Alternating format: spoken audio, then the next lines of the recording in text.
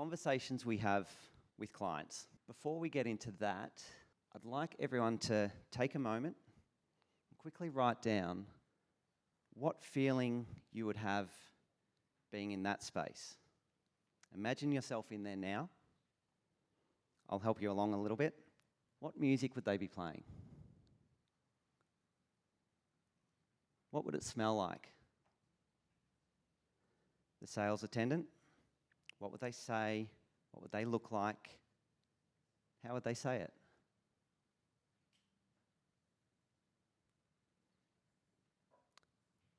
Who knows this store? Who knows the brand? I had to duck into an Aesop store last week. There's one just around the corner from one of our clinics, and I step in off a extremely busy road in Melbourne, not Adelaide busy, proper Melbourne busy. And as soon as you walk in, the earthy, natural, woody smell just instantly hits you. It's like, calm. The sales attendant walks out, straight from Byron, clearly. Head to toe linen. It's like a walking curtain. A very knowledgeable curtain. Lovely. See, we're selling our home at the moment, and I want people to know that if they buy our home, they will be Aesop people. Quality. The thing is, I actually don't know if it's a quality product. The label indicates that it is. There's a lot of thought and knowledge gone into it. Or has it? No idea. Who wrote down, just a couple of minutes ago, who wrote down a feeling or an experience? So I didn't give you any descriptive words to that picture. It wasn't a video, no words. But you're able to have an experience or a feeling. What experience are clients having in our clinics? When they walk in our welcome rooms, in our treatment rooms, what are the experiences they're having when we haven't even opened our mouths? The conversations we have without having a conversation. To bring this context a little closer to home, this is an allied health multi-D clinic in Melbourne. Their why, their winning aspiration, we redefine the modern healthcare experience while empowering our team and supporting our community to move through life. Interlocking spaces and services. Patients can move seamlessly throughout. Moments of quietude and privacy. The subtle reflection of movement across aluminium panels. The flow of a curtain as someone breezes past. All subtle moments of what this clinic's about. Movement. Helping the community move through life. The conversations we have without having a conversation. See, every space that we're in evokes a response. Whether it's the fluorescent lighting in a 7-Eleven, a day spa, the music in an elevator, it's all adding up to an experience. What experience do you want your clients to have, our clients to have in our clinics? Does your clinic align with your brand, your vision, your ethos? You're not Aesop.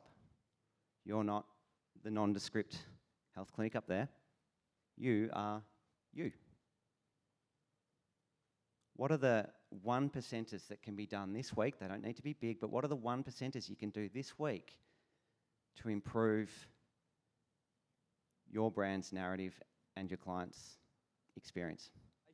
Any tips for creating those conversations we don't have for a 100% remote, online, home-based clinic?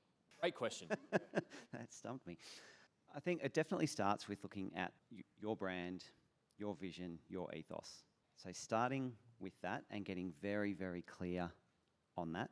For our clinic, we call that our winning aspiration. You don't need a bricks and mortar location to have those things. And being remote, I'm assuming you're going to have a background, you're going to have slides, you're going to use things. There's still going to be props. So running everything that person that you're working with sees or hears through that filter of brand, vision, ethos.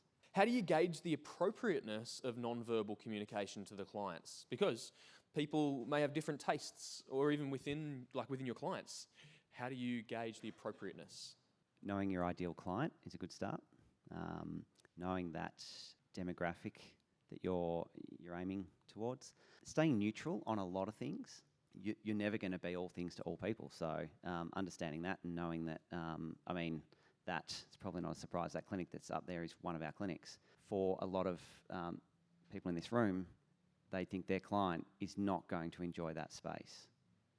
And that's completely fine. Some things that we do, the music that we play in our clinics is not on trend right now. It is not well down the pathway of a genre. It's relatively neutral. We try to steer clear of things that people may associate with another brand. We have essential oils that are burnt through our clinics that are subtle, no one sees them. They're a fairly low scent, but we had that designed specifically for our clinics. It's our smell.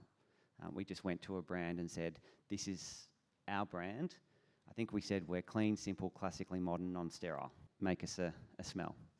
So in theory, nowhere else, no one can walk into anywhere else and associate our smell with somewhere else they've been. So we're very, very clear on avoiding brands. It's very deliberate, and I love that. I think that's a key note for us all to take down. Actually talk us through that. What's the process like of designing a scent? Is it as simple as you described, like here's 5 words and they give you an oil, or how does it work? Yeah, pretty much. They came back with 2 or 3. We literally sat them out in the team area and just told people to vote. And it was crazy. It was unanimous which one people picked. Wow. Yep. To the extent you're able, can you describe fit-out budgets and maybe how we should think about fit-out budgets? They're pretty horrific at the moment with building costs going through the roof. You can do, vague answer, you can do a lot for very little, or you could go and drop $1 million on a fit-out. The one thing I would say is look at your lease term, look at your rent, look at your fit-out, and if your fit-out's, let's just call it for sake of round figures, say it's $500,000 over 5 years. Now that's a large fit-out, but divide 500 by 5 years, that's $100,000 a year. So your rent, if it's 80, your building's costing you $180,000 a year. So think of it that way and see if it stacks up and makes sense. So for us, we might be in the building for longer, but we aim to do, we are at the forefront of modern healthcare, we say we are. We can't have an old fit out. So I'm not going to go and spend $1 million that's going to look potentially dated in 5 years, and we go, oh, we've either got to stick with that, which is now off-brand, or we go again for $1 million. Like the numbers won't stack up on it. So for us, our budget stems from we are going to do a refurb every 5 and a complete kind of gut and redo every 10. We're going to need to spend every 2.5 years on whether it's paint or whatever, but it's kind of that methodical on cost. So right now, we're stumbling around with one of our clinics because the cost just doesn't add up. We're trying to do a refurb of a clinic that's costing, the budget keeps coming back at more than the clinic that you just saw up there. It doesn't stack up. So we'll get there, we'll find a solution, but we're definitely going a different path now to get that solution. Yeah, I like that. Knowing your numbers is the key, right? And making sure it stacks up. What would your tips be for improving a space that you don't have full control over? There'd be many of us sharing spaces with other clinics or in centres. What tips would you have around those conversations that we can't have in a shared space? I'll make a few assumptions here that if it's you're renting a room off someone else, I imagine you might be able to control the music within your space. A Sonos speaker plugs into a PowerPoint, and you can run that off a Spotify for $15 a month. Again, you could have your own scent. Might be your own a couple of pieces of furniture or artwork. Nothing stopping you, even if you share that room, to be able to hang artwork. And I know it's a little bit of a pain, but to take it off each day if someone else has a horrific piece of artwork that you don't like, you can pull theirs down and put yours up. And so you can do those subtle things. Welcome room. Well, if you're sharing that, maybe, I don't know, if I sold you on my talk, maybe if we've got a recording of it, just send it to whoever owns the building and see if you can get them on board. How do you manage the build every 10 years or a refurb every 5 years? Assuming you've got full books and patients and team that need to be paid, how do you how should we think about that? Yeah, so we are facing that with one of our clinics at the moment, that we want to do a significant refurb on a clinic that's pre-existing. We're lucky in this instance that we've got a clinic 9 minutes down the road that we can shuffle team over to. But what makes it easier is a great relationship with an architect, a great relationship with a builder. So we've got a builder that is happy for us with this particular clinic to do it in thirds. So work out a strategy to stay open actually the whole time. So we're not even needing to move that clinic. It's just something we've got up our sleeve. But to do bits in a pattern to stay open with a lot of planning and being able to lock it in ahead of time, we can ask team that if they are considering some annual leave, here would be a great time to take that annual leave. Relationships, it's coming to me now.